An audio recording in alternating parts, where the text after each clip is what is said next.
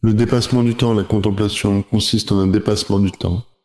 Pour Évagre le Pontique, c'est une prière sans image, sans parole et sans pensée. L'action de penser s'accomplit dans le temps. Les paroles ont besoin du temps. Dans la contemplation, j'éprouve que tout est unifié. Je fais l'expérience de mon unité avec Dieu et avec moi-même. Dans l'être un, toutes les contradictions sont abolies. C'est ce que Nicolas de Cuse appelait la coincidentia oppositorum, dans laquelle il voyait l'essence divine, passé et futur coïncident. C'est l'instant du pur présent. Je ne me soucie plus du passé, et je ne formule aucun projet. Pour Augustin, tout est dicté par le souci.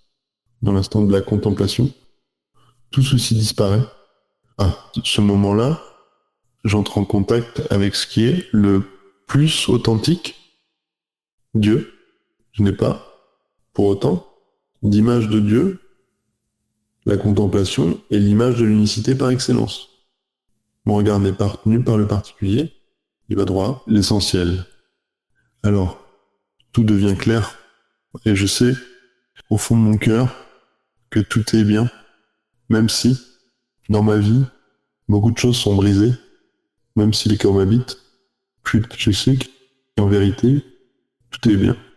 Dieu est au-delà du temps. Quand je deviens un avec Dieu, je participe de son intemporalité et de son éternité. Les moines s'exercent à la contemplation en liant à la respiration une parole de l'Écriture ou la prière de Jésus, qu'ils appellent la contemplation prière intérieure. Perpétuelle, elle s'intègre à leur temps de prière individuelle et influence la prière commune.